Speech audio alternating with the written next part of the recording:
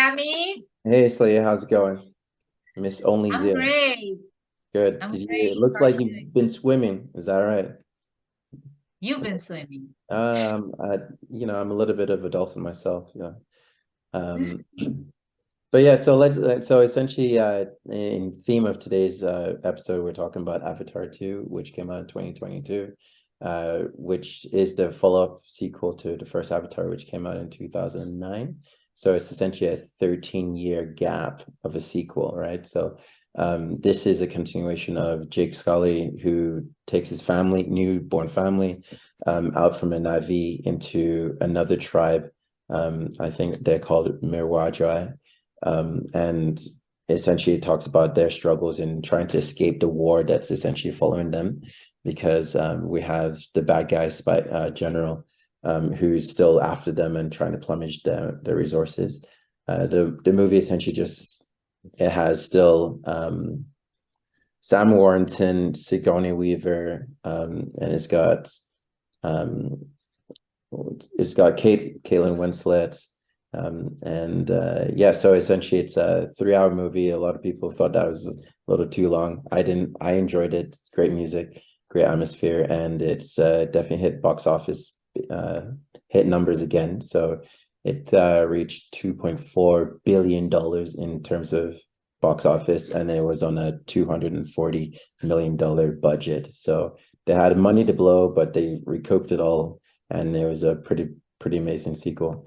So did you think about it? Was there anything that jumped out to you? I know you were taken back by some of the images. Well, I'm not a big fan of Avatar, so I've Maybe never not. Oh wow. Is it like the watched. last Airbender or this Avatar? Because there's Avatar cartoon Um, series and this I'm Avatar. not. I don't know. I'm not. I've never been into like. I'm not into science fiction. Hmm. So I'm more into like, as you know, like your reality movies based on like your true stories. Hmm. So, but for me, what it was very interesting and so different, it was like the basically the actors were the one who could create the moments, and they had to make sure that they preserve everything that they need in the CJ characters. Yes. So they had to capture the moment, the subtleties, the nuance of the movement, capture the eye, every tick, basically everything they had to capture it. So for me, that was very interesting how they really shooted this movie. So as one of the actors was saying, so they had like and we saw in the behind the scene, of course. I mean, we haven't seen, but if you Google, we can see that they had like this head ring on their Yes. head. There was like a ring on their head, and then it had like some it was like a helmet that it had like some camera on it.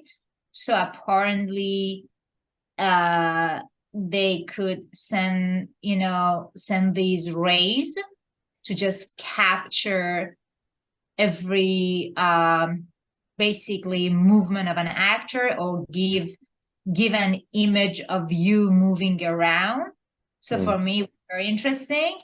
And as I said, like one of the basically biggest advances that they've made this now was the uh, facial performance capture. So Yes. it was like a higher fidelity this time. That was so, I watched like some part of it, and for me it was very interesting because you could see everything in their eyes, all the emotions. For me, it was like, that's crazy, like how the CJ worked. CJ, right? Did you go? Yeah. Hmm. Yeah, and then the emotion. And another interesting thing it was, the actress, the Sigourney Weaver, she said basically thanks to this technology, it gave her the portal to bring her 40-year-old self to basically play this girl. Yeah. So it was very interesting because she was like, a middle-aged woman and then playing a 40-year-old because of this technology. It was very interesting. So she really could go back, to when she Absolutely. it was, Absolutely. for me, it was very interesting regarding to how it was shooted and the new technology and the actors that they basically said that was like a new experience for them. So they've never had, they've never acted like this before. So they had to make sure that they, basically, like do it in the way that they wanted to do. So that for me, that was interesting, but I'm not a big fan of this type of movie. Yeah, Yeah. so essentially from what I'm understanding, because they had a large budget, they were able to really invest in, capturing the real life images and translating it to, what we can potentially reduce imagination to what we see, right? Because it was very hard to separate that difference between realistic and non-realistic, except for knowing that, these are aliens, right? But I think ultimately for me the movie was very captivating because it had a plot. It had different levels of plot, from romance, comedy, action, adventure, even some parts that were scary, some parts, and there definitely lots of like, fairy-like feelings, because we had people like Carrie connecting to the world, and then we also had Spider. Had father issues, or father identity issues. The movie essentially has a little bit of everything, for at least from my understanding, the way that I watched it. And then ultimately, I think too is that James Cameron. This is supposed to be a 5-part series, right? So we're still exploring the world of Pandora, and from what I've read, is that James Cameron has this journey he wants to take us through the different tribes of Pandora. So we've went with the Air Nation, which was the people in the Sky Mountains. Now we've done the Way of the Water, and then we're supposed to go to the Fire Nation and things like that. So there's a little bit of symmetry with The Last Airbender, if anyone watched the Nickelodeon series.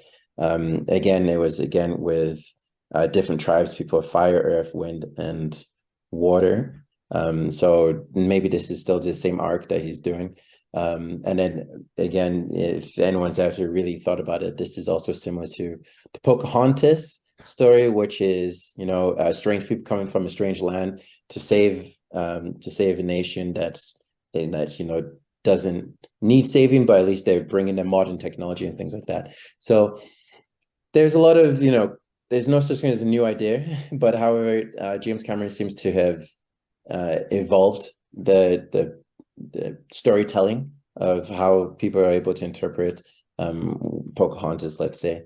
And for me, I thought it was a very enriching movie, and I definitely lost myself within the movie, maybe because of the budget of seeing everything realistic and the music, and the 3 hours for me, it flew by, right? So and maybe it's because I don't mind sci-fi, right? And it lets my childhood self imagine a little bit more.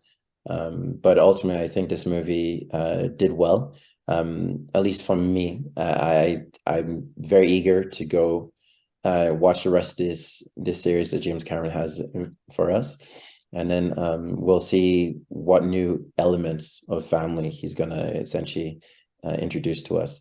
So for me, I would give this movie a solid 9. No, perfect 10. I gave it a perfect 10 because it really hit all the check boxes for me.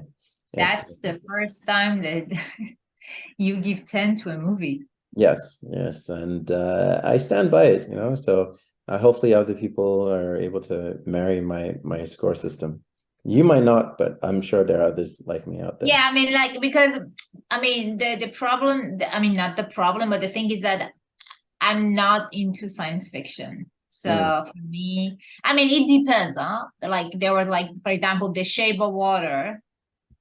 It's another movie that is also like, Yes, I remember we weird. talked about it. So Yeah. So other creatures, that's it.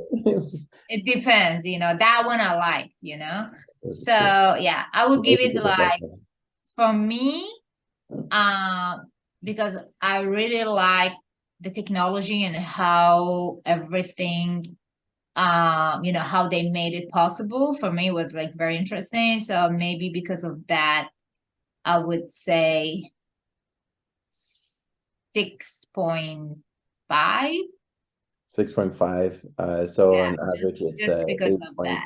8.25. So we'll round it down to an 8. So Salty Popcorn gave it 8 out of 10. IMDb gave it a 7.8 out of 10, and Rotten Tomatoes gave it a 76% out of 10. So a lot of people enjoyed it, and I'm pretty sure more people are going to be signing up to more James Cameron's movies and sequels. But I really liked the Titanic, huh? Exactly. He did Titanic, he did Terminator.